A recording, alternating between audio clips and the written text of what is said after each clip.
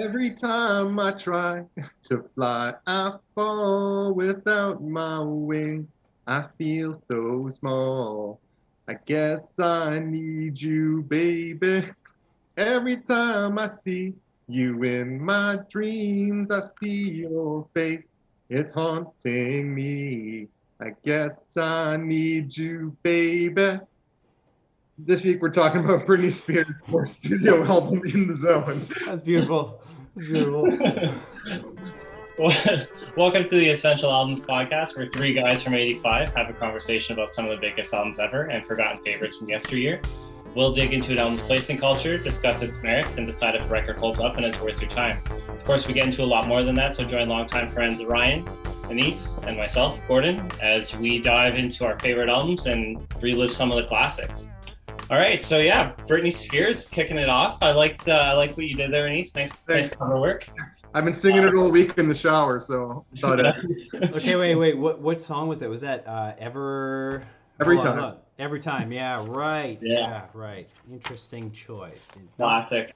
I was hoping for a Touch of My Hand, but I realized you probably want to start with that. That would have been a good one too. Jokes. Yeah, so this is an album that NPR has listed as one of the 50 most important recordings of the decade.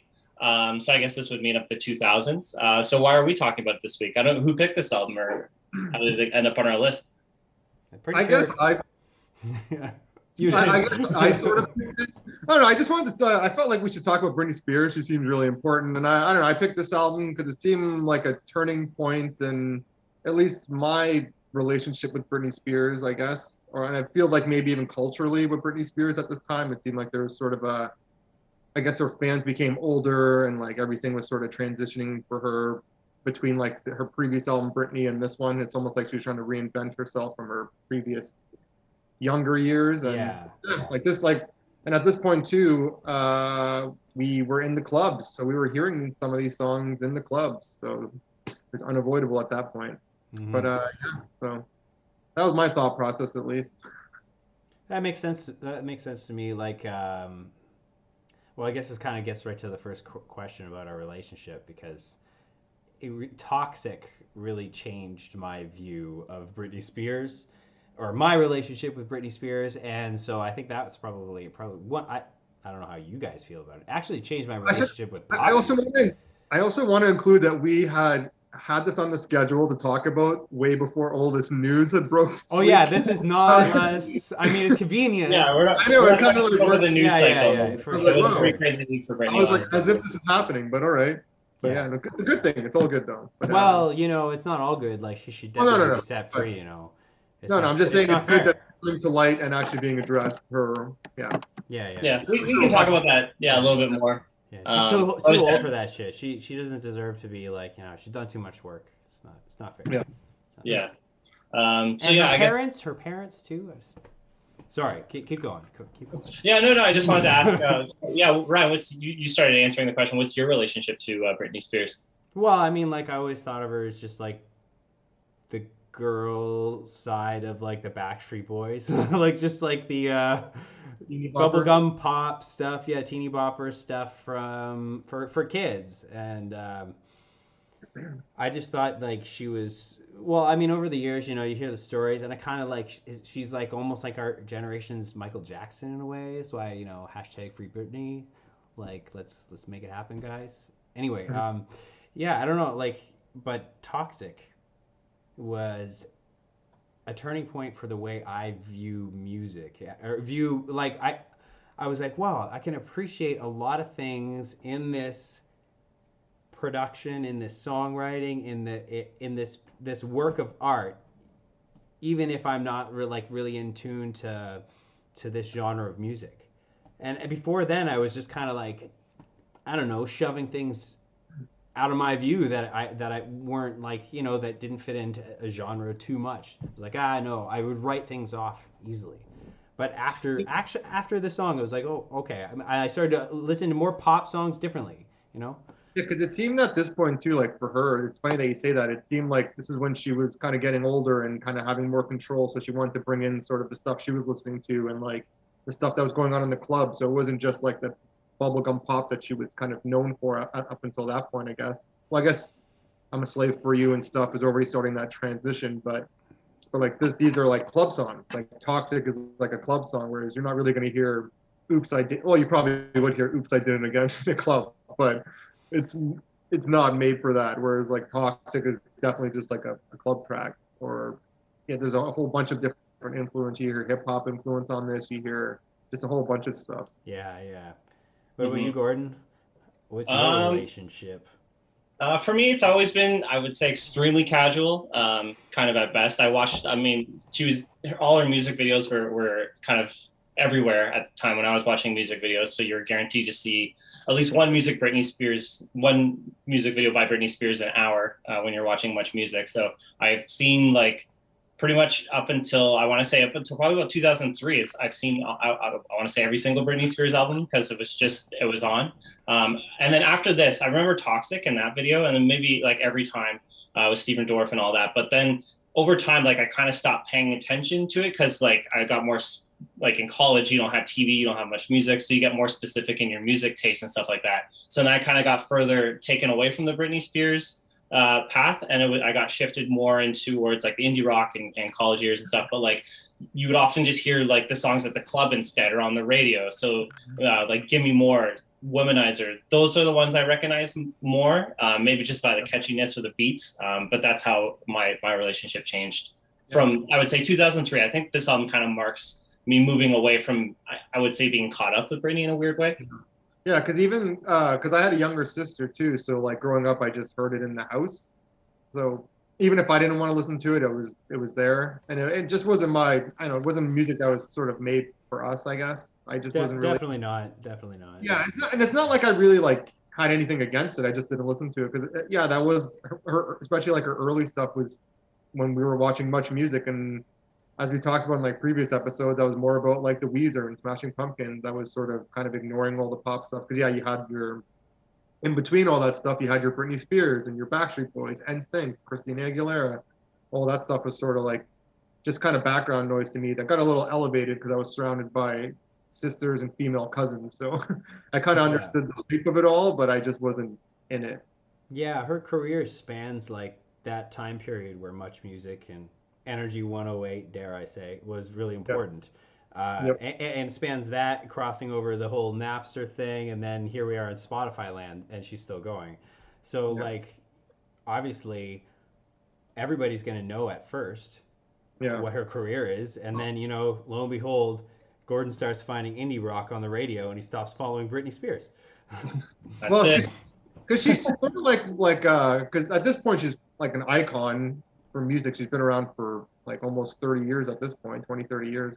But like we were talking last week with Drake, she's sort of like whenever an album comes out, she'll get that initial pop with the first single, and then her music just sort of works itself into the Britney Spears lexicon and just exists in her world of all of her, big singles. Like she's just so full of singles. Yeah, singles. Yeah, because I'm just looking over her singles list now, and I like based on how I was paying attention, it seemed like early on, like those first two albums were extremely massive. So like every song's like a single. It was big when it came out. And like in my college years, it felt like she kind of went lukewarm. But in reality, she's still producing stuff, probably maybe a slightly slower rate because I think there's a kind of a 4-year gap in between albums. But like she's still pretty consistent with singles. Well, it's just a huge drop off because like her first two albums, they outsold like I think Britney almost twofold, right? And then this album saw a drop off a bit more. It was just her, her audience was aging, but she still had that core. It was still huge. She still was moving a lot of units. It's just the insanity like that she had kind of came out the gate with. It just seemed less. But I don't know. It seems like whenever she releases something, it's still always like paid attention to, and it's always like I have some workout playlists I play, and you'll hear like her songs always kind of pop on, and just part of all types of music now, pop music, dance music, everything. I guess so. Yeah, that's like her club influence probably. That's how it ends up on your workout. Yeah. Mm-hmm. So Ryan, do you remember what your first experience was with this album, or was it like the Toxic? Like how that your first memory of Britney Spears or specifically this album? Well, it was Toxic. I'm just trying to remember if it was the video or the the song itself. Either way, both great. Yeah, who knows? They're so intertwined with a pop artist that's that big. It's like the videos everywhere, so it's hard to separate them. Especially that era. Yeah, yeah. Yeah, I don't know. Did you guys like hear? I didn't. Other than that song, and like I think there's a couple other singles that I maybe heard. Like I was really unfamiliar with this before we got started. Well, it was well for me. My first, I'll jump on from there. Like my first experience was like Me Against the Music with Madonna. Like it was like a Oh huge. yeah, Her and Madonna were working together, even though yeah, it's like a pretty loose collaboration. yeah, yeah. Yeah, and I don't know what came first. Was that because when did this album come out exactly in 2013? Was that MTV Performance before or after? Yeah, it was before. So the MTV was Yeah. August 27th, and this album dropped in November. Yeah, because I just remember that whole MTV Performance with Britney Spears, Christina Aguilera, then Madonna came out, then Missy Elliott came out, and then it was a huge deal because Madonna kissed Britney and then Christina. I just remember that whole moment. And then right after that, they released a single and it was Britney Spears and Madonna together. And then they were in the video, they were going in for the kiss and they were just playing it up. Like, Oh my gosh. I know. And it's like, this is like a 21-year-old girl, 20, whatever. For our listeners, I'm burying my. This is somebody in their mid-40s, probably. I don't even know how old Madonna is. I know. It's just so like that goes to show you how weird the 90s was, or I guess it was the 2000s at that point, but just how weird it was like 20 years ago. And not just how weird, like how terrible is what they did to this girl. Come on, Yeah. we already saw what happened to MJ. Like, don't treat her like a human being, not a prop. God damn it. I know. And honestly, while I was listening to this album, I'm like, she's kind of just a prop for this army of producers and writers. Oh no, she was at this point I don't know, like I haven't, but from reading about it, it seemed like she was pretty hands-on with the producers she picked and worked with and stuff. Because there's like a list of people she met with and they didn't really even jive, and they're even like some of the bigger producers like the Neptunes and Daft Punk and stuff, and she didn't end up. Oh, okay, interesting. So Yeah, so I mean, who knows what to believe, right? Do I really believe the internet? Okay, you know what? Honestly, what it sounded a bit like. Okay, it reminded me of a producer in town that will remain nameless. Like it reminded me of the work he does sometimes is just like he's good at making songs, but he's not really good at like drawing the artist's strengths out.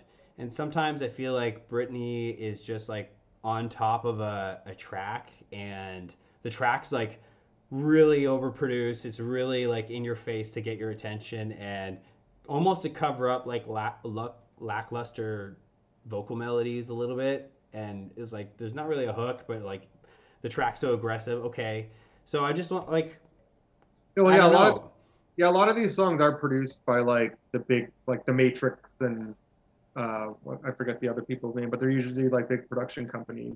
But it seemed like she was sort of hands-on, at least on a handful of tracks. She has like songwriting credits. Like there's stories like you read and it's like, wow, she like was writing with James Murphy from like LCD Sound System at one point, and it's like, wow, she actually like reached out like pretty far, like preparing for this album. And it's crazy like what it could have been. Like imagine how like James Murphy, Daft Punk, and the Neptunes. It seems like she should have, and I believe she met with Timbaland too. So it was like. Those were all sort of like the biggest people at the time. I would have kind of been interested to hear the album with those people producing it, especially like when you hear a song like the one with the Yin Yang Twins, where it's like that kind of sounds a bit like a Timbaland beat.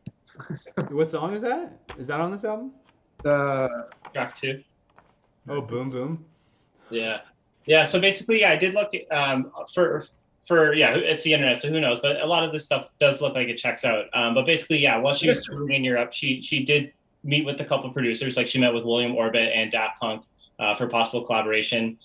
She did meet with Timbaland and Missy Elliott.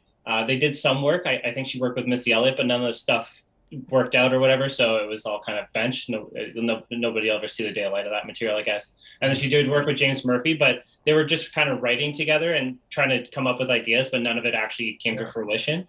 It's interesting. Oh, and then this was right around the time too where Limp Bizkit, she worked with Fred Durst, and they produced it, and there was a little bit of a backlash with that. So everything Jive Records just shelved everything, according to Durst. So who knows how much of that's true. But it's just like Moby did produce a track on this album. Yeah. But it's just odd. Like when I first listened to the album earlier this week, and especially those first two tracks, like Me Against the Music and I Got That Boom Boom. Well, Me Against the Music, you're like, wow, this sounds like Timbaland. And you look it up and it's like, oh, it's not Timbaland. And then you hear I Got That Boom Boom. You're like, well, this kind of sounds like Lil Jon. And it's not Lil Jon. And you're like, oh, okay, like, why didn't she work with those people? Like they seemed like they were bigger at the time. It's just, maybe they didn't gel or whatever. But maybe those producers were like, hey, why don't you do something a little more interesting in the verse in your vocal melody? And she was like, no, get me a new producer. I don't know. Maybe she just didn't want to sound like everything else on the radio. It's another possibility. But it kind of, well, she accomplished that. But you know what I mean? More as like she didn't just want to work with all the heavy hitters at the time. Yeah, and I think the other thing to consider with this too is like, Britney Spears probably had some say, but at the same time, like her label, she's like a multi-million-dollar like enterprise at that point. Like her first two albums went over diamond for both of them. So like, there's a lot more behind it. Yeah, she probably couldn't stray too much from like her pretty much her radio pop. Yeah, for sure. And like, let's be honest, thinking, I don't know how much you've heard about what her living situation's been like. Like, she's essentially been worked to death. Not really, but it's like slave labor. This is all before all that, though. This is all before, I believe, this conservatorship. That's true. It's true. But like, you gotta imagine where all this comes from. Like, maybe this was just an added. Maybe they were just like controlling her from the get-go. But I don't know, when you read about this album, like she was supposed to take a break before she started, like after her tour, to work on it, but she chose not to. Like she went right in. So it was scheduled for her to have a break, but she just wanted to get right into it. I guess there's other stuff going on in her life, like she broke up with Justin Timberlake and blah blah blah blah. Right. I don't know. Maybe this album, from what I read with this album, it seemed like she was still sort of not as, because it's all when her father kind of came into the picture, and that whole, the 2006 was that the year when she kind of had her like 07, 07. Right. So it seemed like it was after that where this all started happening. So I don't know, but I'm sure she was overworked like any pop star probably is, especially one as big as Britney Spears. But it seemed like at this point she still had some sort of control at least. Yeah, because this is the album in between where she kind of has a big break, where she releases this one November 18th, 2003, and then she doesn't release another album for almost 4 years on October 30th, 2007 with Blackout. Right. So she did take a big break. This is the first album post JT breakup, so maybe there's some things she wanted to get off her chest with that. Like, I did go back and rewatch Framing Britney Spears this week as kind of a refresher, and just seeing like the questions she was asked and how they treated her in regard to like, I mean, they treat Justin Timberlake like he's like the America's sweetheart, and then she's like, how could you cheat on him, and like reducing her to tears. It's like mind your fucking business. Like, that's what you're trying to say back then. It's like so crazy to think, like, especially like before we got on, Ryan was asking like her age. It's like, yeah, she's like so freaking young. Like, it's so crazy that you'd ask people these questions. Oh, it's like, none of your business. I know, kidding, but it's the modern day aristocrats. We want to know what the royalty's up to. At least some of us. I don't give a shit. But to me, it's just like let an artist be an artist. Let her work and release music, and you should interpret what's going on in her life from her art. If you can't do that, then maybe you're not listening hard enough, or maybe that's not what she wants to express. Well, it's really, maybe it's none of your business. Maybe you don't have the right to interpret her life.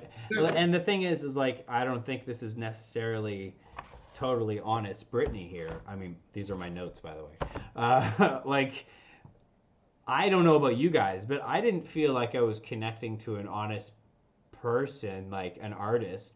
I just felt like there was a bunch of producers doing different stuff with Britney on the tracks. Like, I don't know. I'm not like, these are all just like a bunch of pop tracks. They're not. I don't think they're too deep. But I'm just saying, like, usually, like for an artist, you shouldn't ask them questions. That's totally it. I got off on a tangent. But yeah, you should just sort of understand them from their art, and that's the whole point. And whatever they want to release, like if you have an interview, but don't pry into their personal lives. It's just sort of bizarre. Like, you don't ask like I don't know, is someone asking Fred Durst, like, why did he break stuff? Like, yes, probably. Probably. Like, what are you so angry about? Or what? I don't know. Like, it's just, Yeah. Yeah. Well, like that framing Britney Spears documentary, like you'll even see like when she's being interviewed, like they'll just ask her like point blank, like, we're gonna ask you questions about your breasts. Are you ready? Like, here it is. And it's like, See, okay. what the hell? Like, oh my God. I How else do you react to that? I remember that too, like growing up, where when she from like first to second album, people were like, "Oh, she had breast implants." It's like, or I don't know, maybe she was like a 15, 16-year-old girl, and now she's like a 18-year-old girl. I don't know, like. I remember that rumor, weirdly. Yeah, it was like. It's like grade 7 or grade 8 It's just or something. bizarre. I don't. Yeah, and just the way she's like treated as well. Like, I mean, you got to think back to like that Rolling Stone shoot where she's dressing like a 12-year-old or a 10-year-old pushing a bicycle with like the things hanging off the handlebars, and like she's supposed to look like this sex icon at the same time too. It's like very questionable. Like, especially when rewatching Framing Britney Spears. And I remember when that Rolling Stone issue came out where she's like posing with the Swiffer and like she's on the cover and all that stuff, and that was a big deal when it came out. But looking back on it now that I'm like mid-30s, it's like, yeah, this is kind of just gross. Like, I mean, I want to know whose generation thought that was a good idea at the time. Like, was that like, come on? It was that whole generation though, because like back then it was like Maxim magazine and yeah, that's true. Sort of that whole era where it was like, oh, who's on the cover of that? Like a whole question, like I just remember like any female star that became famous is like, oh, is she on Maxim? That was like the question. Like, oh, she definitely. Did they do Blender, like that rock magazine, or was that separate? I have no idea. Okay, because yeah, I thought they were combined, but Blender did rank the Britney Spears, Madonna, Christina Aguilera kiss like one of the 25 sexiest moments of all time, like live TV. So like why is that a list? Why is that a list? Like, what? Yeah, it's a dumbass ranking. Okay, that's the thing. No one sits around like, you know, when you're sitting around with your friends and you're like, oh, what's your like? Name your 5 favorite songs about this, or name your like 6 favorite movies about this. No one sits around and says, yo, what are your top 5 favorite sexiest moments? Like on live TV. Like, that's not a conversation anyone's having. It's just like a forced like headline just to make a list, just to revisit these. Like, for sure. Yeah, and to continue to just, you know, abuse them in a way. I mean, she was too young to really probably, and had been used up until that point, like to really know what was best. I mean, that just seems so, I don't know, uncomfortable. Yeah. Makes me uncomfortable. Yeah.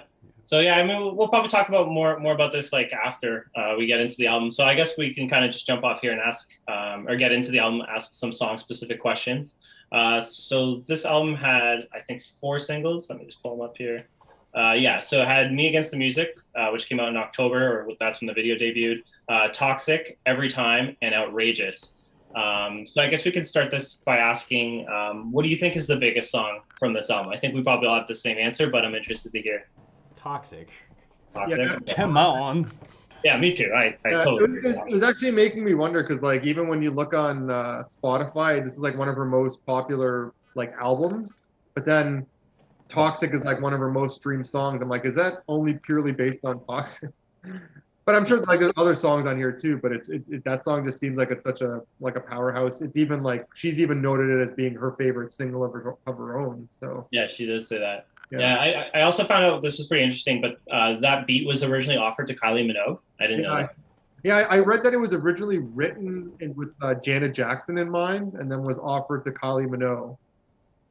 You know, I think that Britney's voice does it really well, especially in that pre-chorus when she's singing like super airy, like na na na na na. You know that part?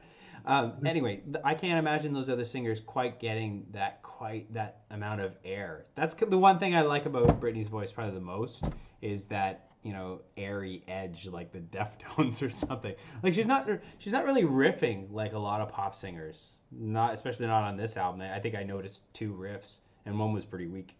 But the airiness is really cool. It's a nice texture. Yeah, that's where I found her voice sounded the best is whenever she's doing more of like that whole. Some of her songs almost sound like that breezy like disco stuff. Yeah. Although I will note sometimes when I felt like her melody was like pretty boring, she would just throw in a sexy whisper at the end. Like, all right. That works. This brings in at the time. Yeah, I mean, with her voice, I like what she does with her voice on this, and even just like the little things where she's almost just saying like that everybody's toxic or this is toxic, whatever that she goes into the chorus with. I kind of like that part. The only thing that bugs me about Britney's voice, and it makes it so Britney Spears, is just like the baby talk kind of sound that her voice has. Like that's one characteristic that I'm always like, it's Britney Spears, but it's like she's never really been able to shed it, and the more she leans into it, the more you're like, okay, that's Britney Spears. Like, what do you mean, like the "I'm Britney, bitch" that voice? No, like just she's singing like horses and stuff. Like, I mean, just think like back to like her first, like her early hits. Like the way her voice sounds, it's kind of got like a weird, like almost like baby talk quality to it. Like it's I don't know, feel it. I always just look at it as like her like southernness.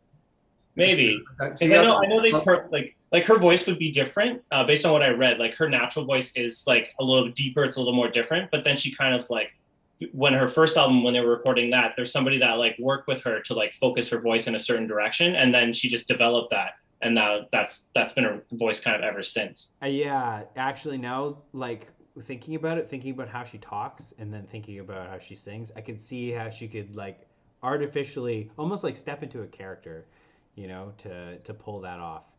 Mm-hmm. Yeah, I could see that. And a lot of people, like even she's kind of compared it to that, like based on what I read earlier this week. It sounds like when she's in interviews, she's one way, she may be insecure or whatever, like how like a normal person. But then when she gets on stage, everybody's like, yeah, she's very precise and like she knows what she wants, and she's like almost a completely different person. Like she has like a totally different like a sexiness energy. So when people interview her, they're like, where's the sexiness? And she's like, that's just an act. Like that's what I do on stage. So yeah, that's been mentioned specifically before. Well, I wouldn't say, it's not just an act though. Like it's an act, sure, but when she's on stage, like focused in her craft, she's gonna be in the zone. She's gonna be feeling good. Like, and if you're like caught on a fucking interview where you've been abused your whole life and they're asking you about your breasts, maybe you're not going to be feeling so good at the interview, right? So it's not just that I can get into an act. It's more like she is being her best self on that stage. I thought this is like I forget where I read it, but it was there's like a quote where it was like talking about, it was comparing Britney to Christina Aguilera, because at this time it was both of them. Oh my god! But no, that was always the thing. I know, but this is about what we're talking about. I know. But they were just saying how Christina Aguilera, when she like got older and went to do the sexy thing, it was more like she went sort of trashy with it, with like the whole dirty thing, and she went more of that vibe. Yeah. Whereas Britney Spears is still that sweet girl that can be sexy. She's more like the girl next door or whatever. So I think that's where the duality comes in. When you see her in interviews, she's all like that nice like old like Southern girl, like just chatting it up. She played on like the basketball team growing up. She's one of the boys type thing. But then when she's on stage, she's something completely different. She's like the queen of pop. Yeah. She's practiced. She's been told that this is what she's meant to do her whole life. Like, holy crap. Yeah, she's gonna be in the zone when she's on stage. It's funny you mentioned that comparison that was all too common back then. Because one of my earliest jobs, I think it was my third job at a car rental place. I walk into the place, and I had the interview with somebody else. So this is the first time meeting my boss, and the first thing he asked me was like, Britney Spears or Christina Aguilera? And I'm just like, I'm not one of those bros who talks about that shit. So I'm just like super uncomfortable. And what do they have in the washroom? A stack of Maxim. It's like, oh man, I hope no girls work here. Holy shit. Anyway, yeah, fuck. Yeah, Britney Spears lost to Christina Aguilera for Best New Artist 1999 or 2000. I remember that. I remember that. And I remember even being a kid being like, yeah, this is like in the future it's going to be looked at upon like poorly. Like, no, they should have went the other way. So you think they should have went the other way? So you're Britney. What about you, Gordon? Britney. Well, I just think like, cause even when it was like, no, we're asking the question. Yeah, we got it. Even when it was happening, because like Christina Aguilera had that big voice. There was like other artists that were out at the time that had these big voices, like Jessica Simpson came out shortly after, and like and Mandy Moore and stuff. And like it seemed like they were just trying to find the next Britney Spears, but that was the thing. They were trying to find the next Britney Spears because she had something that none of the other ones had. Like Britney's voice, it's not as strong as some of those other girls, but there's just something that she has And part of it is we're talking about that whole stage persona, that whole stage performance that makes her different and stand out. That she's able to go on stage and be the queen of pop, not or the princess, whatever you want to call her, but she's not imitating. Yeah. Well, okay, actually part of what her strength as a singer is that imitating the baby voice or whatever voice she trained to have, right? And I noticed on the album there's the one tune, oh, I should find the name of it, where she kind of like slips into a bit of a reggae accent. Honestly, it kind of came the hookup. The hookup. Oh yeah. I mean, it honestly came across like a little bit racist, kind of like Jar Jar Binks racist, but I guess she says some lines in patois. Okay, all right. Oh, really? Yeah. So, but I don't know. The fact that she can do that is like still a strength, even though I wouldn't recommend it. Like people hire singers to do voice acting because they just have control over the sound of their voice, not just singing. Have you ever seen? I forget her name, but there's a comedian. I think her last name is something. It's like something Villasenor, and she does like the Britney Spears impression. She does a bunch of impressions, but she does a Britney Spears impression that's pretty like bang on. As a singer or as a it's purely based on that like baby voice, I guess. Oh, okay, I see. Gotcha. Yeah.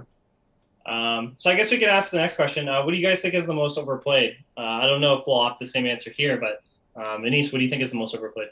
I went with what I open with every time. I just remember that song just being played over and over and over with that video where she's like with the big sunglasses and what's his name? Stephen Dorff and it's all full emotion. And I don't know. It seemed like it was very overplayed at the time, but like every Britney Spears song was overplayed back then. But it just seemed like that one kind of got more grating than some of the other ones that she was releasing. Because generally her slower tracks, I never minded. Even this one isn't that bad, but it just got bad. It's that bad. Don't even defend that piece of shit. Anyway, it's so bad. It's so bad. I'm more of a sometimes. I'm more of a fan of that one. But oh yeah, definitely. But like, man, the song is just so cheesy, and it's just like as soon as it shows up, it's like, oh okay, this makes sense, just in time. Like I don't know, it's just. And it was supposed to, like the whole rumor back then, and I don't know. I read conflicting things online where it was a response to Cry Me a River. Yeah, I read that too. Yeah, I guess that's true. I mean, she said the song, it is what it is. You can read into it however you want. But for me, that song has kind of taken on like a new meaning. I mean, yeah, I agree. It was really. I know where you're going with this. It's taken on new meaning over the last few years because of a little movie called Spring Breakers. It's such a cheesy song, but in the movie, it's like a scene that they just play this song, they start covering it, and then the song fades in. I don't know if you've seen this movie before, Ryan, or not. No. But basically, so basically they're just kind of fooling around. Like it's a really kind of crazy, outlandish movie, but the scene starts where like James Franco's like playing on the keyboard, and then they're like, this song's by Miss Britney Spears, and then like they all kind of start singing it, and then it intercuts like the actual Britney Spears song comes in, and they're like committing all these robberies in slow motion. So you see them like having fun, doing all this stuff to the Britney Spears song, but all these people are getting like pistol whipped and robbed, and so it's a really crazy juxtaposition. So it's one of those great, like I'll just throw it on every once in a while, like just like for 4 minutes of something to laugh at, because I think it's just hilarious. So the song kind of took on a new meaning for me over the last few years. Yeah, but it's purely because of that movie, though. But that's also a movie where it's. You want to talk about sexualizing young women? For sure, yeah. They're sexualizing all the young pop stars of the time. And even the director, isn't Harmony Korine have like a bunch of allegations or something? I don't know. Yeah, I guess he could be pretty questionable with like some of the stuff he's done in the past. Yeah. But yeah, that scene's pretty funny. So I like that. And then I read like for the music video, it was directed by David LaChapelle. So he's a photographer, but he's known for kind of pushing the boundaries. And they originally were going to have it as like a suicide attempt, and somebody comes in and finds her, but they kind of changed it up. So it's more of like, I didn't watch the video, but it's more like an accidental drug overdose, if I remember correctly. Or she falls asleep in the tub or something. Yeah, she wakes up. I think she falls asleep, but then she wakes up at the end. Right. Yeah. So it's a little bit different, but I mean, I think that video is more of the time where she like in her persona, like her celebrity was very much maligned. So it just kind of builds off of that. Isn't there like a sequel, or there was a sequel? Because isn't there like another video of hers with Steven Dorff in it? I don't know. That's the only one I remember. It just reminded me of when you messaged me about it. I was like, I remember like sometimes or somewhere the movie, and I'm like, is he playing? I think he plays the same character. I remember they look really similar. Yeah. But for me, I put the Madonna as the most overplayed because I don't know. I mean, I remember hearing it now, and I'm just like, yeah, I'm waiting. Like it's on the album twice. Like I guess there's a remix, but I'm like, I'm over this song. Like I listened to it once, and then when you get to it at the end, you're like, okay, this one's got like a Middle Eastern flavor on. It's a little bit different, but I'm still like, yeah. I've heard it a bunch. It's just sort of weird too, because like you'd think like Madonna and Britney Spears like getting together for a song would be more of a collaboration, but no. The song was finished, and then they sent it to Madonna, and then she added to it. I think doesn't she just like sing in unison with her? Like there's not like a Madonna verse. And even like her verse at the end is like, yeah, like it's super cheesy. Like to me, it just sounds clunky and cheesy. The way she's like, "She's sexy lady," like, yeah. Now, I know it's just so. I don't know. I agree with you, Gordon. Having that on the album twice kind of makes it overplayed. But I will say, like, having it at the end of the album, it feels, that remix version especially, like, feels like the end credits. It feels like perfect end credits because they had, like, this dramatic thing and then the end scene. And then credits come up and the pumping music comes up. That was also a thing because this is the point, like, where we were talking about earlier in like earlier episodes about like Daft Punk and Chemical Brothers. This is when like house music was becoming more prominent. So the end of a lot of albums at this time had a bunch of like dance remixes or club remixes. It seemed like it was sort of doing a lot of thing for a lot of the pop artists, or they'll have a deluxe edition with like dance remix or something. So yeah, it's part of that too, because she wanted this to be a club album. So yeah. Did you guys know? Sorry to go back to Every Time. I just noticed this in my notes. The guy who produced it did a bunch of stuff on Bjork's album, the one that we covered, Vespertine. You guys know that? Okay. I have no idea. Yeah, Guy Sigsworth. Yeah, he did like, I guess, some of the keyboard parts, and he produced like Sun in My Mouth and with like Hidden Plays. Yeah, I'm just looking. It looks like he's done work with Bjork, Frau, Imaging Heap. He's done a bunch, whole ton of stuff. But I was just listening. Because it seemed like what we were saying earlier, like she was just trying to meet with a bunch of producers, as much as producers that she thought were interesting as possible to see who she would gel with. Sure. Yeah. As I was listening, I think this was like an album too, where she was like, she wanted to pick the producers and the direction to go with it. So this was kind of like marked a direction change in that. Like, I guess she's taking more independence in like the behind the scenes and stuff like that. Not just, I guess her live show. That was a big thing that she thought was important. Yeah. She's credited as a writer, I think, on like every song except for R. Kelly's. Yeah. Pretty sure. Mm-hmm. Yeah, I wouldn't want to be working with R. Kelly either, not too closely, especially when you're a young girl. Oh, God. We can only... No. How did you guys feel about listening to that song? That's okay. So that song, outrageous. It sounds a lot like another song that he has called Snake. Yeah. He kind of had a bunch of stuff coming out, but that song I found the most annoying. Like I actually put it as the song, like as much as like I don't really listen to this album, but I put it as a song I'd skip because it just gets annoying. Like that outrageous. No. It does that over and over and over again. Like, and shut up. Plus, like, just the context of it being R. Kelly now, you're like, just shut up. Yeah, and he's got that woo, that particular, like, yeah, whatever the frick that stupid melody is that he always does. And I can even hear it that he wrote it into the melody for Britney. So you even hear Britney doing some of R. Kelly's vocal tendencies. It's like, I can tell you didn't have anything to do with this. But yeah, it was the same year he dropped Ignition.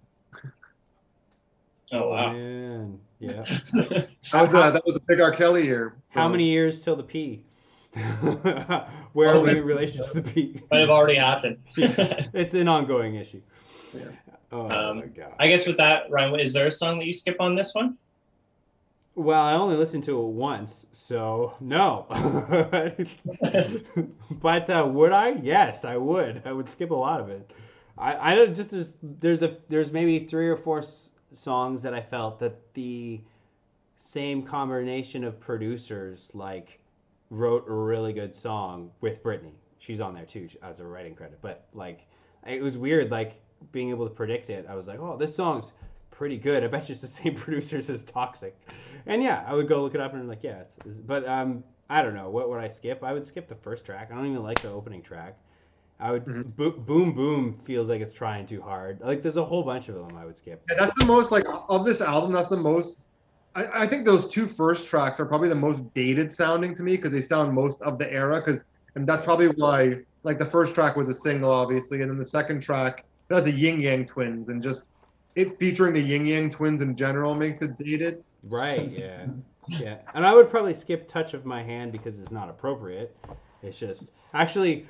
Man, it was weird, like listening to that because I didn't know what it was about. I think I remember hearing about this song way back in the day, but I didn't realize what it was about. I was just listening to the album. I didn't check the song name yet, and I was like, oh, this sounds like really immature. Like, what the hell? These lyrics? What the hell? I'm like, oh, it's pretty slick. The production, okay, it's pretty good. And then once I get to it, I'm like, oh, this is why it's so image. Oh, this is what it's about. Yeah, like as a Like, song, okay. as a song, though, I enjoyed it. Not for me. It kind of gave me like that '90s kind of trip hoppy electro Yeah. trancey sort of sound. Like I don't know, I like the track. Yeah, It was and one of as, the ones I picked out as a favorite. for sure. And as a young developing girl, like you could really feel like you could relate to someone who else is exploring. You know? Oh yeah. Yeah. But yeah, so I guess the one piece of trivia. Well, when I first heard the song, I instantly started thinking of like "Me and My Hand" by Broken Social Scene. But no, there's a piece of trivia that I read about this. Apparently, that was the first song that was recorded for this album, and that's the one that set the tone for like the rest of the songs on this album. So I thought that was kind of an interesting tidbit. And then I guess she's what, like 21 at the time. So I mean, she's always, I guess her writers or her, she's trying to push the boundary of like, not quite a girl, not yet a woman. But Now she's there. I liked on that track and on "Breathe on Me." I just like her voice, just the way she sings, like that breezy sound in her voice. Yeah. I thought "Breathe on Me" it kind of had like a Kylie Minogue sort of sound to it. That was one of my favorite tracks. Yes, they share songwriters, but yeah, that was a good track. Oh man, for me that's my pandemic jam. Once I get my the second dose, just Breathe on Me, and I'll just play that song. It has new meaning to me, so I put it as my underrated. Yeah, no, it's a great one. It's a great like chill moment on the album. Like up until that point, it's pretty hard hitting, and then you finally get like just like a chill. Like it's just designed to relax you as opposed to get you up on the dance floor or whatever. Yeah, much needed. I guess I'm old. Well, I thought it kind of had that sort of like Donna Summer sort of like 70s disco vibe to it still, though. Yeah. Disco vibe. Yeah, it was like just more like the soundscape that made it chill. Yeah. Really. Yeah, no, I agree. Yeah, I had that as my underrated. I like that song. Just a random question though. Do you guys think the first half of this album is more solid than the second half? Even though Toxic is, I guess you can count it on the second half of it. It's pretty spread out. I mean, from just. Well, Toxic would be on the first half. So yeah, Toxic. It would end at Toxic, and then you'd have like Outrageous, Touch My Hand. You're correct. Yeah, the first half has probably got. My favorite songs are in the first half. I mean. Yeah, same. I know I didn't even look at it like that, but I guess Yeah. Yeah, because I remember when I listened to it. I want to say almost 3 times over the last week just to get ready for it. And I remember I listened to it once through, and then once Toxic hits, that's kind of like in the middle, but you have to wait a bit to get to Toxic. But then when I listened to it the second time, I was like, after Toxic, it's like, kind of doesn't hit as hard. Yeah, because like I'm not Outrageous. I don't like that song. Touch of My Hand I enjoy, but then after that it's the Hookup, which is a reggae song, which is kind of weird. Mm-hmm. Shadow, which is just a really mediocre ballad. Oh Brave, yeah, definitely. And then like Every Time is pretty mediocre, and then Brave New Girl. What did that was kind of bubblegummy, very bouncy. I made a lot of like Gwen Stefani. Yeah, a little bit. Very bouncy. Yeah, Well, it was good. I like that song at the beginning. Like I was like, oh, it's pretty good. It's well written. It's not like too immature. But when that Kelly Clarkson chorus hits, it's just like, all right, I don't know. I get it. Okay, I he thought the tried too chorus, hard again.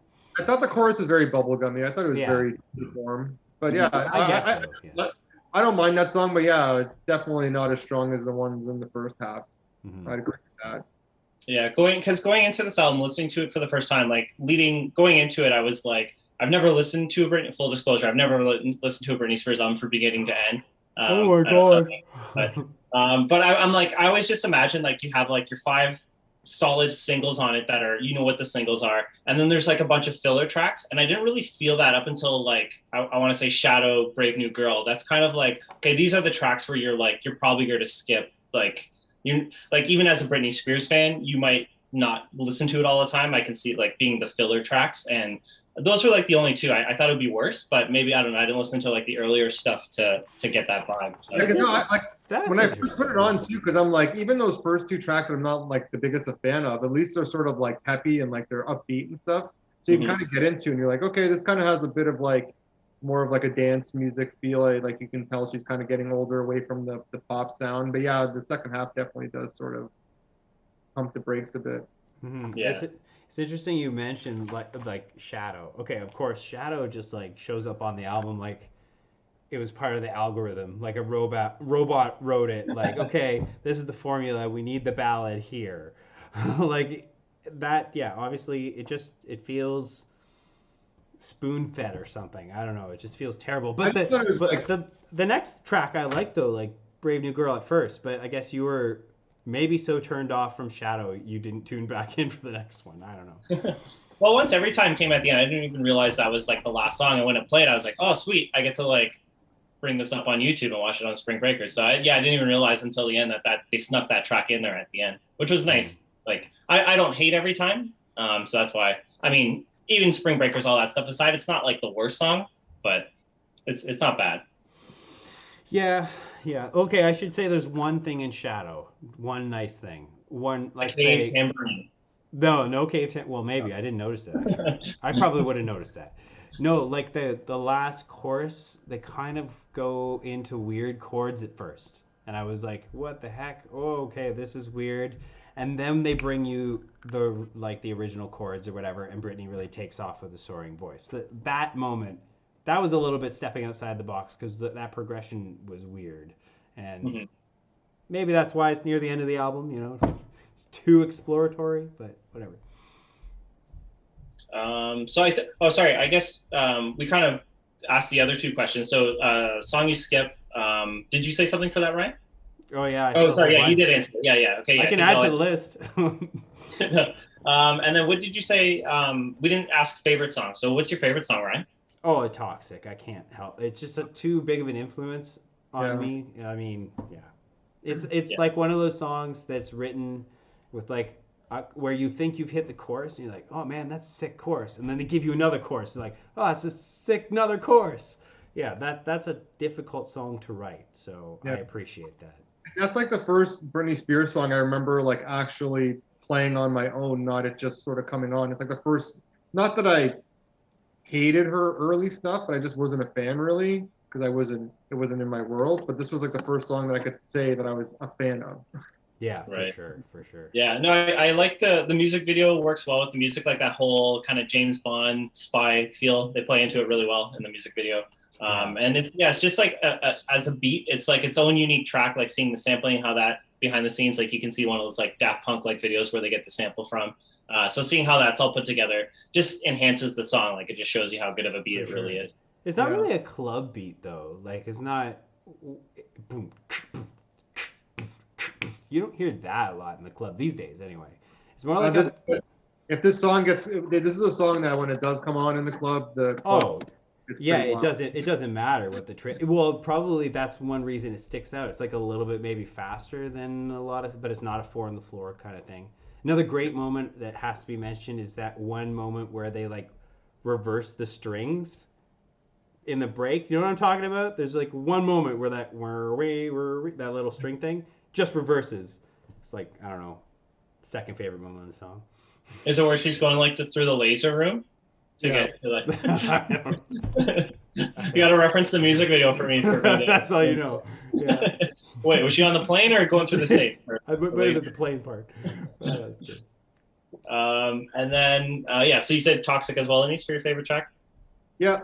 I pretty much like I put a couple down just because I figured we'd all put Toxic, but it's pretty much the ones we've been talking about. The only other one I haven't included, I guess because I'm guessing your pick's Toxic as well. Yeah. So I was gonna say Early Morning, but I guess I could throw that under underrated as well, like the Moby track. Yeah. So yeah, we should talk about that a little bit. Yeah, I didn't realize like when I listened to the album, like this track seems a little bit weird or out of place, like on the album when like going through it, like it's not as poppy. But then you find out it's like Moby produced, and then how it starts the strings, and you're like, okay, yeah, this I totally get like the production. Like this is a Moby song with Britney Spears on it for sure. Mm-hmm. One thing I really like about that production is the lead guitar. Like, okay, I didn't even know it was lead guitar until like the last note. I'm like, oh my god, that's a string. Like that little beeping in the verse, it's a freaking guitar.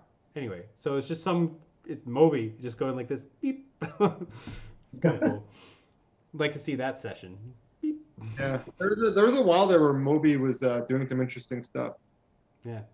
Yeah, I remember. I mean, we could do an essential album on him if you guys want, but nobody listens to techno, so go where that was actually not to go off topic, but wasn't it Go where he licensed every single song on the album, and it's what led to it being such a success? Yeah, Play. Sorry. Yeah. So yeah, he ended up. I think it's something like that where like every song got licensed to like car commercials, but then he took all the money and like put it towards like PETA and like to combat whatever he was selling with his album. So that's his logic behind it. I remember that. That was such a big album. And it's what made him, it's funny because like we're talking about one of the biggest artists at the time and she's working with him, but like how he was able to make that jump was by pretty much selling his music. Yeah. Yeah. Selling out. Selling out or cashing in. We'll find out next week when we talk about Moby. No.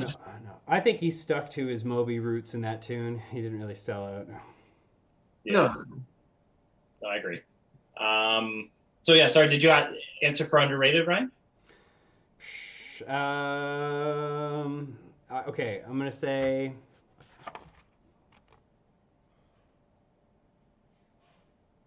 okay, I was gonna kind of save this, but Showdown, it's a good one. I think it's one of the more unique melodies written. I just noticed nobody's mentioned it so far. I don't think it's come up. No, I don't actually have any notes for it either. So it's like my favorite. Well, it's my second favorite track. So it'd be interesting. That's really interesting. I thought it was one of the more out of the box, more mature melodies. Kind of goes through some interesting stuff, but not so poppy, I guess. I don't know. Yeah, it kind of has like a Middle Eastern sounding beat a bit, I guess. That's what the third track, right? Yeah. Yeah, I don't know, the hook in the chorus is pretty good. It's got the production's a little in your face, but that's like for the whole album. Yeah. Right. Yeah. And then for underrated, I had Breathe on Me, which we've already talked about. And then song we skip, I think we all answered that. So did you have any final thoughts or anything you want to add before we move on from the song questions? Anything that we might have missed? No, I think we've covered. We talked about every song, no? Yeah. I think so. Yeah, I think we touched on everything. Yeah. Cool. This was my first time listening to a Britney Spears album, so I didn't own this album. I don't know what the artwork looks like other than the cover, which is on Spotify. Mm-hmm. Yeah. Sorry, I don't have anything to add for that. So this can open it up to more general questions. So I thought we changed it up this week, do it a little more interesting. I don't know what you guys are feeling about this, but I didn't listen to like the discography this week. I listened to a lot of the singles, pretty much all the singles. I went through that playlist, spent a lot of time on that. So I think her strength is basically in her singles. So how do you guys want to rank like top 5 singles or top 10 singles or 8, or how do you guys want to, do you want to do something like that instead? I don't know how many I'll have, but I can just name some of my favorite Britney tracks, I guess. Yeah, that works. Go for that. Go for that. I'll let Gordon go first because he probably has it all written out and ready to go. Okay, yeah. All right, so yeah, I put my top. I'll go my top 5 songs. and I'll probably kick one of them down. But basically, number 5, I put Scream and Shout. So if you don't want me to include that because it's technically a will.i.am song, that's fine. But I put that one up there because it got a lot of play. It was a pretty good song. And if I have to replace it, then I'd go with Circus. I like Circus a lot. I like I like the chorus or the breakdown when it's like the guitar riff. She doesn't really seem to have that many guitar riffs, so that's why I like Circus. And then Slave for You, hearing the Neptunes again, was pretty good this week. Toxic was my number 3.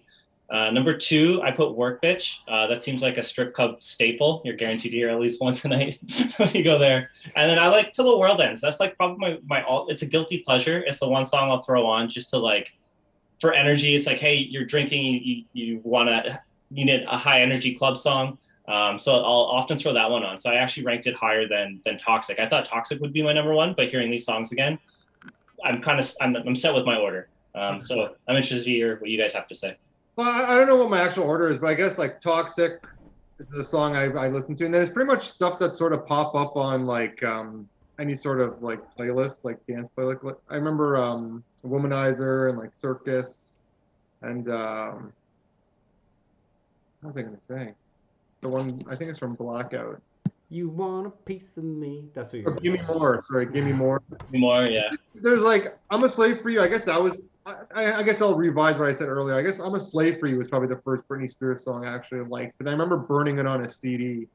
But but even those like early tracks, like "Oops, I Did It Again" and "Baby One More Time," it's like so hard not to like them, just because they're like classic pop songs now. And like "Baby One More Time," it's just like you've heard so many renditions of like artists do it now too. Like you'll get like a rock cover, like a acoustic guitar cover, like another pop cover and stuff too. So it's like, I don't know, it's just kind of a cool track to hear. Like whenever there's like a little cover of it, it's always cool to listen to, or just even throw the original on and just get that dose of nostalgia. Yeah. And I think "Give Me More" was like that's where Britney bitch came from, right? Like that's such an iconic phrase now. You hear it everywhere. Yeah, so totally. I mean, I think she's done it on a bunch of other songs since, but I think "Give Me More" was the first. Yeah. I could be wrong though. I don't know. You can correct me if I'm wrong. How about you, Ryan? Well, because I have to do a fraction of the amount of listening that you do, Gordon, I'm just gonna. What I want to do is rank what I think is the top 3 best written songs on this album. Best written, whatever, like the best crafted songs. And it's interesting how I had this rank up ahead of time, and how it kind of turned out in our conversation. Toxic was number 1 for me. It's just like every note in that song seems to fit right in. And number 2 for me was Showdown, but you guys didn't really, you seem to not even notice it. So I really have to re-examine how I evaluate these the craft of songwriting. It's up to you, man. It's up to you. No, this is this is a big deal. I gotta know what's the best. But then number 3 was actually "Breathe on Me." So there's quite a bit of love for that song from you guys too. So maybe I'm not so off. Yeah, no, and like we said before, I think we all agree the first 6 tracks are stronger than the second 6 tracks. So yeah, definitely. Yeah, I mean, as much as we didn't talk about Showdown, we didn't really shit on it either.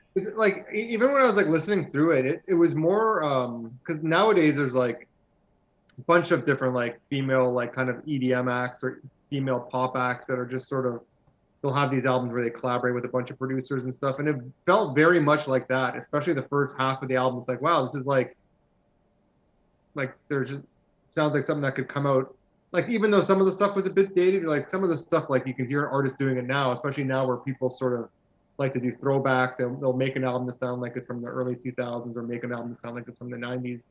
Yeah, I was kind of getting those vibes, especially the first half, but then when you start getting into the ballads and stuff, it was like, okay, now we're back into that whole pop generation where for sure, yeah, the ballads were always the big ones.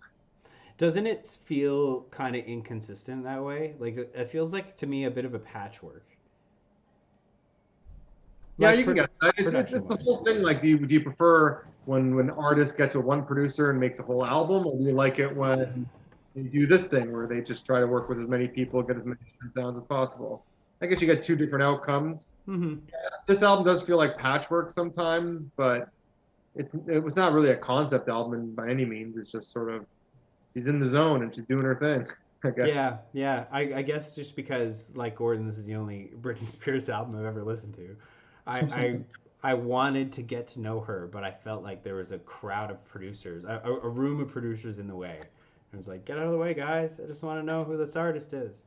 But anyway. Yeah, it's always sort of weird when you hear, like, when you're just reading, and it's like, this song was offered to this artist and this artist. Like, oh yeah, you forget that these are like packages being sold. Mm. Yeah. Yeah. Yeah, I mean, just like the writing team, like something that this is my first time seeing it on any of the albums we covered, and I guess like rightfully so because of the content, but like this is the first time where I saw it's like this song was written by like The Matrix, which is like 2 writers and a producer, and it's like, oh, there's like a crew of people that like just make songs. Like, well, in defense, like this is like Drake and Kanye West, they have teams too. It's not just. That's true. Yeah. Like they're a whole machine as well. Yeah. Except for R. Kelly, he's the only guy listed on that song, which is probably better. It's probably better. Nobody else's career needs to be ruined. So I guess with that, I don't know how to answer this. I find, depending on the group, I don't know how to answer this next question. But what is this Britney's peak? What's Britney Spears' peak? How do you guys? Anise, I guess you want to kick that off? Well, I guess you'd have to go when she first came out, because that's when she was sort of moving the most units, and it's hard to compete with like that sort of teeny bopper success. Like it's unfathomable. Like just little kids screaming and just like the fandom all around it. Like she was selling like 12 million albums, like over 10 million albums, like those first 2. Like it was just insanity. Yeah. Mm-hmm.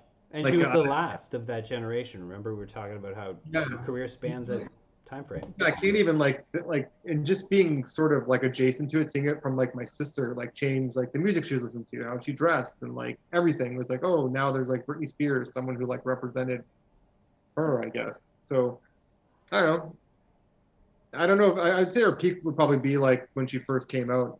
You can't sort of top that initial pop.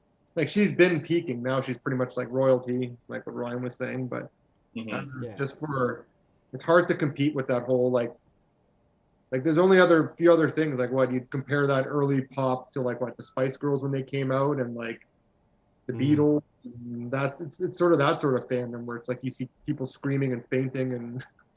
Yeah. Like I think those first 2 albums, she sold like over 45 million worldwide, and like they went double diamond before she was 20. Like I think she still has the record for that. So like that's just an insane amount of success.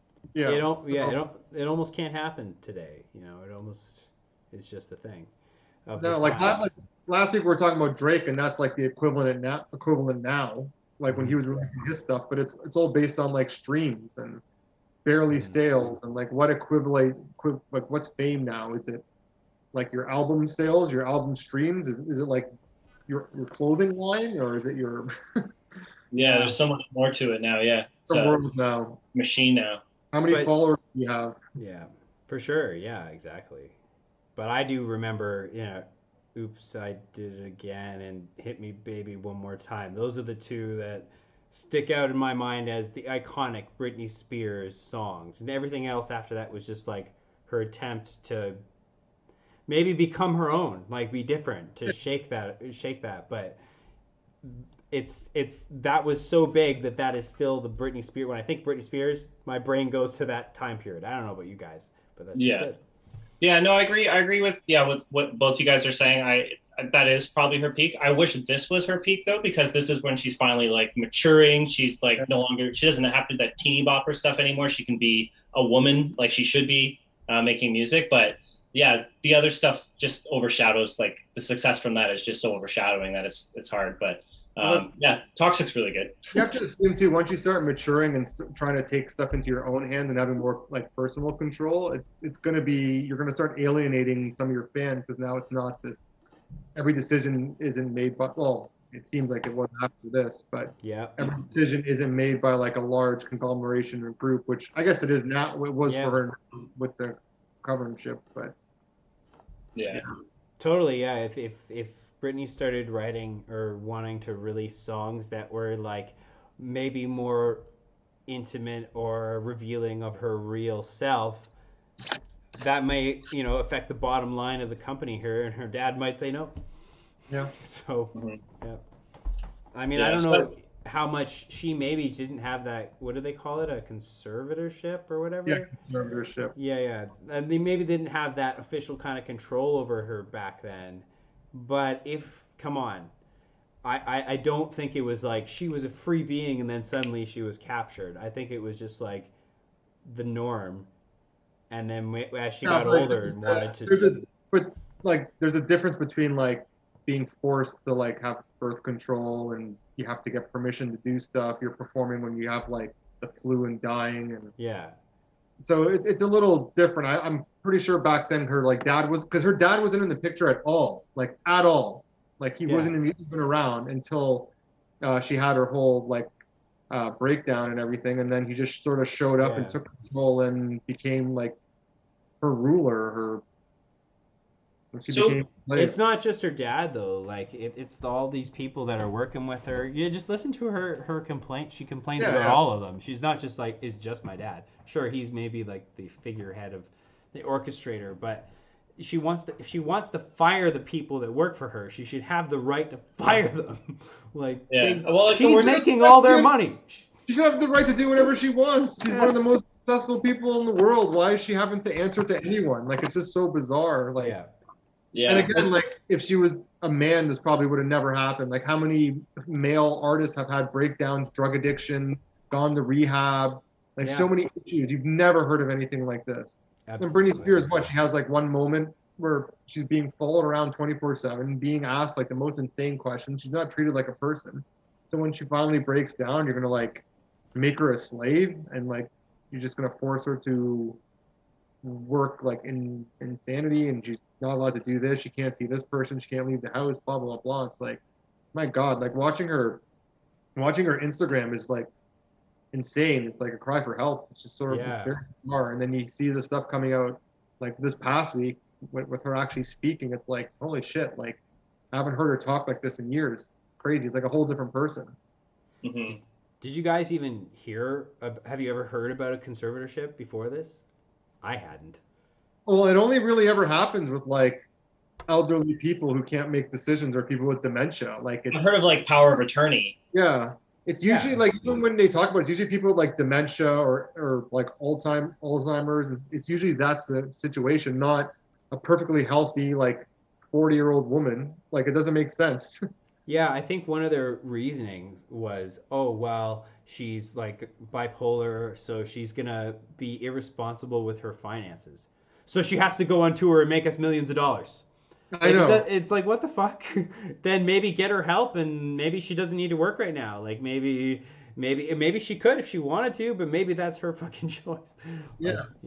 Like, So let me ask this. You guys might be able to answer this. I'm not 100% sure, and I don't know if anybody's asked this or if anybody would. But do you think the conservatorship, when it first started, it helped like save her in a way? Like, do you think it could have went the other way and she could have went the way of like Amy Winehouse, or is it because somebody was able to step in? Like when you watch Framing Britney Spears and you watch like 07, 08, like those seem like extremely rough years and challenging years for her. So I wonder if maybe this started as a good thing and then it is what it is now. Like it should probably never happen, but it might have. I don't think any one person should have control over another person who is of sound mind. Like it doesn't make sense to me. There's not, like the only things I agree with, yeah, if she has dementia or Alzheimer's, something like that. But to me, if she's healthy enough to do the things she's doing, like record albums, tour, like play shows, do these like intricate dance moves, and like she's like an athlete pretty much,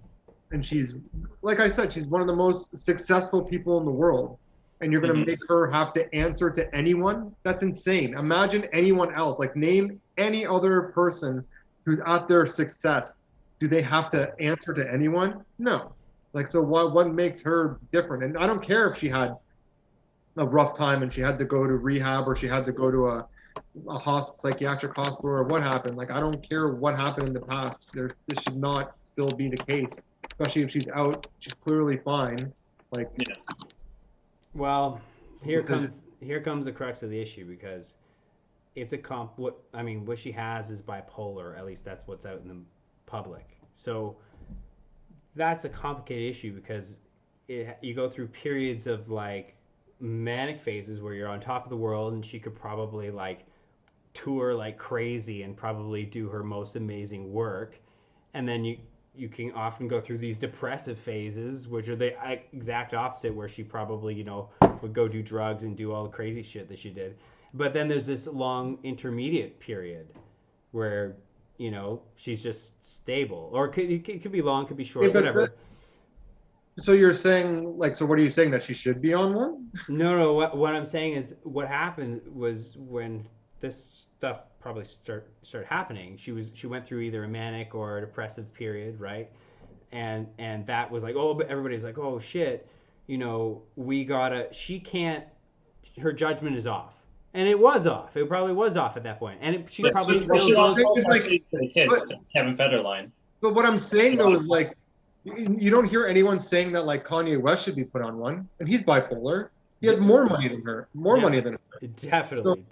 And he's like running businesses, he's running labels, he's recording albums. Yeah. So, like, you can't sit here and tell me, like, it's purely like a sex thing. If Britney Spears was a male, this would have never happened. They saw that she had her breakdown in 2007 or whatever, found a way to get in there and get this conservatorship, and they're not letting it go. No, I agree with you completely. I'm not telling you that she should have a conservatorship. What I'm saying is how it went down is, and why people may think it's okay, is that there are periods of time where she doesn't, her judgment is probably whack. And so, but you can't, that doesn't mean you can jail someone up and then give them no opportunities and force them to tour till they're 40 or whatever. Like, that's insane. That's insane. But, should they have done nothing and just like, oh, Britney will learn? Well, if she actually was bipolar, then maybe she needed help, some sort of help. But obviously this isn't working. But well, she went and got help. She went, like, to the hospital or whatever, and she got released. Like, it happens every day to people. Like, so I don't see why she would be any different. Oh, it's just that she's worth millions of dollars. Yeah. Bullshit. No, I mean, I was just asking just to play devil's advocate, because I mean, I'm just trying to see, was there any benefit to doing this? I mean, other than, well, it may have started that way to enrich themselves, like her father can buy his boat or whatever. But like, I don't know. Yeah, maybe I thought maybe there might have been a slight benefit at the beginning, but yeah, you're right. Like, the whole idea just seems preposterous, like, across the board. It could have. It probably started with good intent. Well, I would like to believe that it started with good intentions. Like, oh, Britney's going crazy, crap, we got to help her out. But when the incentives are, hey, if we keep her in this situation, we'll be able to keep the gravy train going, then. Yeah. Like, well, it just seems nuts that, like, she's the one, she's paying for everything. She's paying for everybody's lawyers all around. She's paying for the marketing strategy on how to handle the conservatorship. Like, it's like, what the fuck? That doesn't make any sense. Yeah, like, that's, fire them. Nuts. Fire them. Like, she didn't even know she had, like I saw in the quote, she didn't even know she had to petition the court to get out of the conservatorship. Yeah. And she said the same lawyer, the court-appointed attorney for 13 years, who's made over $3 million off of her, who's like negotiated 5% discounts here and there, trying to help her out. But like, it's like, come on, man. Like, not once it didn't come up over the 13 years that she might not want to do this. Like, think of the incentive. The guy's just, well, it's a cash cow. Yeah, if I maintain this relationship, she's gonna need me, and I have to talk to her 3 times a week. I'm very close. It's messed up. Have you seen that movie that's out called I Care a Lot? No. This is pretty much what the basis of the movie is. She finds rich old people, says they're like not of sound mind, becomes a conservator, and they're just money making machines. Is that Rosamund Pike movie? Yeah. Yeah, Katie was telling me about that. She said, watch it. After watching rewatching Framing Britney Spears, she's like, yeah, you gotta watch that other movie. Yeah, it's literally what the movie's about, and it's what's happening to her, but she's like making hundreds of $1 million for like the business, I guess, that she's not even running, but she's the most important part of. Yeah, it's just crazy. Yeah, it's so terrible. And I think one of the most saddening things about it is that, like, she says, I don't know how long she's wanted to have a baby, but she's basically been, I don't know how denied she was directly, but I'm sure the environment was set such that it wasn't encouraged, and she was like discouraged. She has the forced like birth control, no? Yeah, I didn't know how forced it was, or if it started off, like she was okay with it or whatever. I don't know, but like, yeah, there's a time limit on that. Like, if she's gonna do it, she's got to do it. So it's just terrible that you're taking that opportunity away from her. Anyway, pisses me off.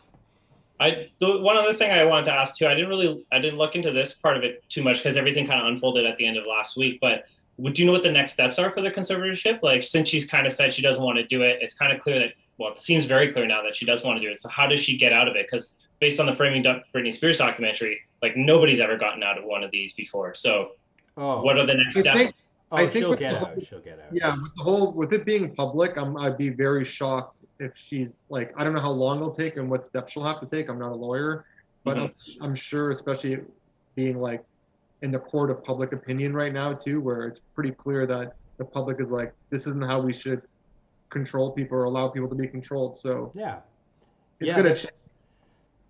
Yeah, their argument is like, well, she's gonna blow all of her money. She's crazy. She's gonna blow her. Well, or if you're the judge, you just be like, okay, fine. Let's set aside $1 million as a safety net. So if shit goes wrong, if you blow all your money on whatever jets or something, what's she gonna blow her money on? She blows her money, like, even if she did blow her money, she doesn't. Not saying she would. Releases a song or an album, she's back. She's making money like every second of every day. Like, you know what I mean? Like, I know. I'm just saying that there's other ways. Like, even if that was your argument, there are other ways than jailing someone. Yeah. Mm-hmm. Yeah. So, I mean, I guess with that, we talked about, like her place. It's weird how like her career's kind of taken like a back door, but now this whole Framing Britney Spears thing is like a whole other avenue, another lens to look at Britney Spears through. And I think it's a more honest one. I think it's the audience or the viewers are more sensitive this time around. So hopefully things are better. So it'll be interesting. Like, what do you guys think of, like, when you think Britney Spears, what do you think her place in history is, like, kind of overall? What do you think she lands? I think she's like the queen. Like, I think she's just the queen of pop. I think she pretty much influenced every other pop artist that's come out after her. Pretty much every single one. Like, anyone you can think of, like the indie pop artists, the bubblegum pop artists, like the mainstream ones, every single one of them. They all list Britney Spears as an influence. Like, her mark is way too wide. It's pretty much like a bunch of Britney. You can almost say they're Britney Spears copies now. That, like, there's just so many of them. Like, it started with Christina Aguilera, but it's still going on today. They're still trying to find the next Britney Spears. Yeah. She was a huge star, and I don't remember anybody else like that comparatively in our youth. Like, she was. You're right. Everybody else just seemed like a copycat afterthought. Yeah, because it seemed like Madonna was like the '80s version of that. Yeah. But it seems like at this point, Britney Spears has surpassed. At least in my eyes, it seems like Madonna's sort of taken a back seat. I don't know. I could be wrong. I should ask. Yeah. I don't know. I should have asked my female cousins. Well, I think the other thing that's interesting is I think her success, her popularity, I think a lot of that has to do with just the power of like millennials, because like when we were growing up, when we first saw her, that was kind of like when we were all young. It was very influential on us, especially on women. Like, I mean, I'm speaking not necessarily for myself, but for like across the board, the reach and the impact that she had. So I think even now, like you see, like now we're in our mid 30s as millennials, but like whenever Britney, like, Toxic can play at the club and it'll light up everything. Like, her Vegas show was one of the most successful shows, or is the most successful show in Vegas of all time. So people, now that we have money to spend, we're spending the money, we'll still show our respect for Britney Spears. Like, our generation will specifically. And it seemed like she grew up with us. Like, she was sort of doing all the life things the same time. Like, she was getting married the same time people I knew were. She was having kids the same time people I knew were. Like, it was just all. Well, yeah. She's like 4 years, 3.5 years older than us. Like, she's not much older. Yeah, she's in 81, so like we were along the ride pretty much. Yeah, from the. Yeah. I still remember like "Oops, I Did It Again" coming out and being in like junior high at Laurentian. Yeah. Like, I remember that. So do I. Moment in time. So big deal. So, did you guys have any final thoughts before we ask the question? Well, I just want to say about her moment in history, like. Obviously, everything Annie said was totally correct. Like, she's a huge. I mean, the album sales alone, there's your impact. But but I want to see, like, the story isn't written for Britney yet. Like, we don't know what's going to happen next, because she's still active, still doing stuff. And I'm trying to compare another artist, like maybe Madonna. what is she just gonna end up in Las Vegas doing Las Vegas shows, or is she gonna ditch her shackles and go like do her own album that's completely I don't know. I wonder if that'll happen, because what came to mind for me, like what I could see happening with her next, I guess it's a little. What I'm thinking in my head is like when Madonna, to make another Madonna comparison, is when Madonna released Ray of Light. And Ray of Light was like a huge deal. She was working with all like the new hot producers and stuff, and she became like relevant again. Whereas I'm not saying Britney Spears isn't relevant, but it seems like she's just not in the mainstream as much as like the newer, younger artists are now. I just wonder if she'll have her Ray of Light moment where she'll release some album that's in her later part of her career that'll just be huge. It seems like, especially if she, like when she gets out of this conservatorship and she has more control over her career, I feel like she will do something like that. It seems almost inevitable that like she wouldn't want to say something, like after she wins that battle, like she gets her freedom, she's not gonna sing about it. She's a singer. Yeah, I'm sure that's when the next big Britney moment will probably be, when that conservatorship is done, will be one, and then to see what she does after that. Yeah, so long as that album is good, she's got everything set up for like a Hollywood ending to the movie if she releases like an amazing album or something. So, but you still need the goods, you still need the songs. So. Yeah, no, I'm interested to see what she does post conservatorship. Hopefully, it doesn't drag out in court, and it's not like another 5 years that they got to spend on it or something like that. But and hopefully she does have her Ray of Light moment. That would be really cool to see too. So I guess we can kick this off by asking: is this album essential? Who wants to go first, or do you guys want me to go first? Go for it. All right, so I will say reluctantly no, it's not. But I do have caveats. I think it's mostly because I tried my best not to pay attention to her when I was growing up. I think it's mostly because I'm not her demographic necessarily. Just kind of being just a straight white guy. But I do enjoy the singles. Revisiting it this week, I did enjoy like hearing the newer singles or the stuff that's come out within the last, I would say, 15 years. So I probably will revisit that again. And it's funny because I as much as I don't want to pay attention to Britney Spears, it's like it's there, and I know so much about Britney Spears without even doing like that much research on it. And I'm always kind of interested. So like I said just before, I'm interested to see what she does next, or what her next few singles will be after this conservatorship. Because I'm sure everybody will want to work with her, like Pharrell.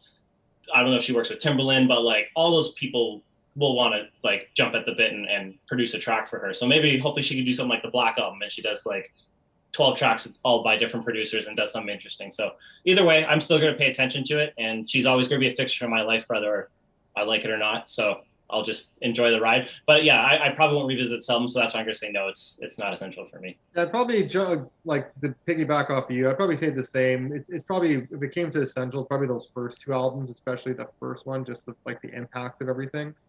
At this point, it's like kind of like what we're talking about with Drake, how pretty much they're just sort of important, and everything they release is sort of just, especially the singles, are just a huge part of everything. So the best way to consume her music is probably just to throw on, like what you were doing this week, like to throw on her singles if you're a big fan, which she has a lot of. I'm sure to dive in really deep and all the deep cuts and stuff. But if you're just sort of like a casual listener, if you're just like a pop music fan, you can throw on her This Is Britney Spears on Spotify, or just even her music videos or singles. And her music will like for me, like listening in the future, it'll probably be just sort of how it is now. When she has a new song out, I might throw it on like a workout playlist. Like I know the one, I think it's called like Power Pump or something on Spotify, that I'll throw that playlist on, and that always usually has a couple of Britney Spears songs on it. So my relationship is probably going to remain the same. There's a few songs I like, I'll throw them on, like Toxic, but yeah, I'll still follow with the new stuff, and I'm interested to hear what comes next, because I'm sure what comes next might even be better than what we already have. Yeah.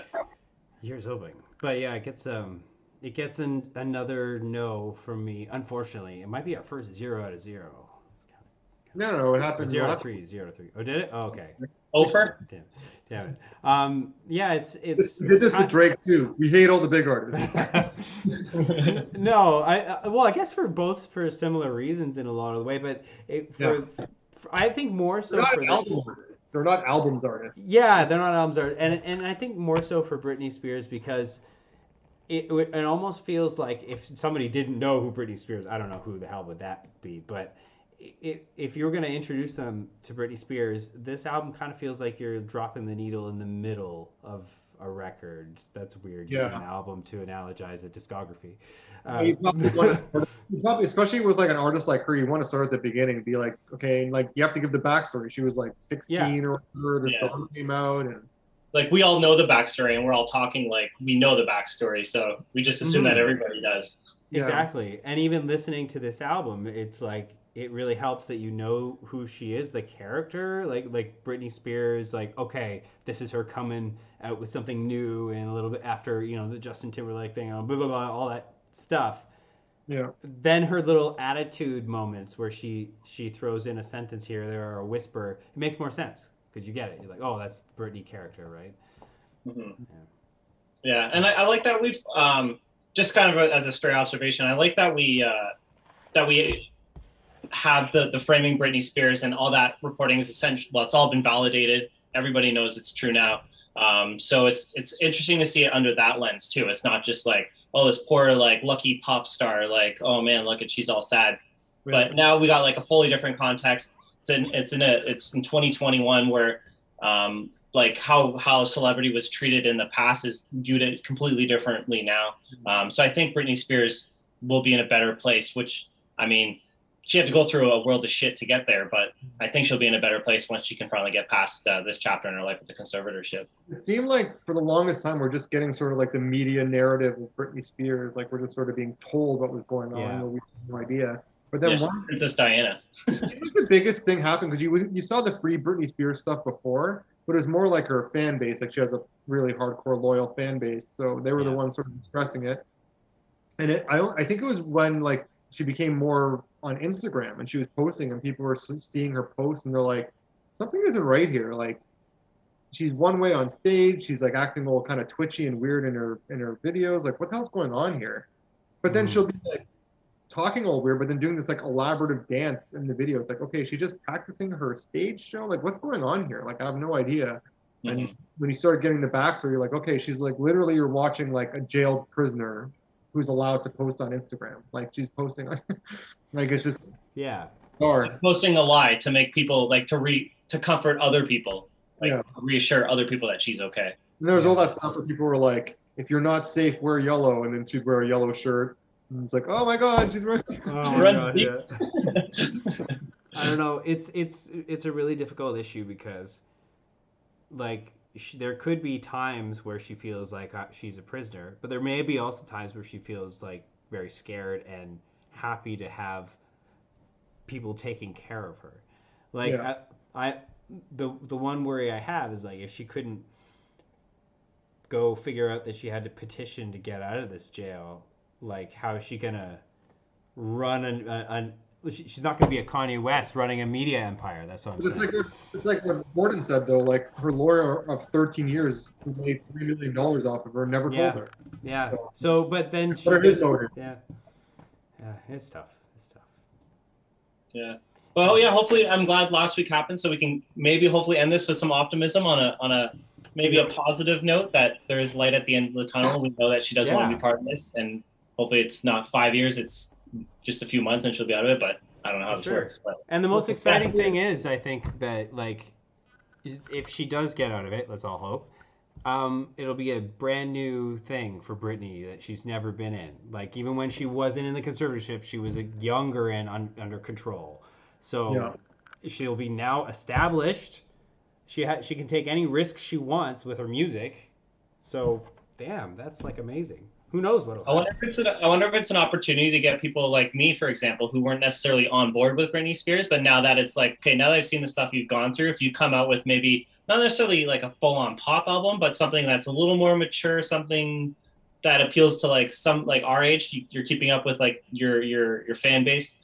Maybe then she'll bring on new fans. Like I don't think she's going to go diamond with her next album, but at the same time, she could find a new fan base or add to her existing one. I guess. That's what I mean by like a ray of light moment. Because I remember, exactly, yeah. Because I remember when Ray of Light from Madonna came out. Like I was like, whoa, this is like, not that I didn't like Madonna, but it was like, whoa, this is like actually like good. Like it's actually modern. You know what I mean? Like it isn't sort of just doing her Madonna thing. She's actually taking influence with popular music. Yeah. So yeah, hopefully it's like Frozen or Ray of Light, like, the next video that we which see. is what she was trying to do here. Like from the sound of it, she was trying to just see what was big and popular in the clubs and trying to build an album around that sound. So Yeah. I'm sure she'll do it now. Yeah, and even if she's so jaded and she doesn't want to do music again, she just wants to like fuck off and nobody bother her. I'm totally down with that too. Go live your life. Yeah, like, she paid her dues. That's fine. She gave us all those. I won't be upset if it's like, oh, hey, I posted free Britney Spears. How come you're not honoring that with an album? Like, no, go live your life. If I never hear from you again and you're happy, that makes me happier. Unbelievable. It took me 3 seconds to write that hashtag. I demand.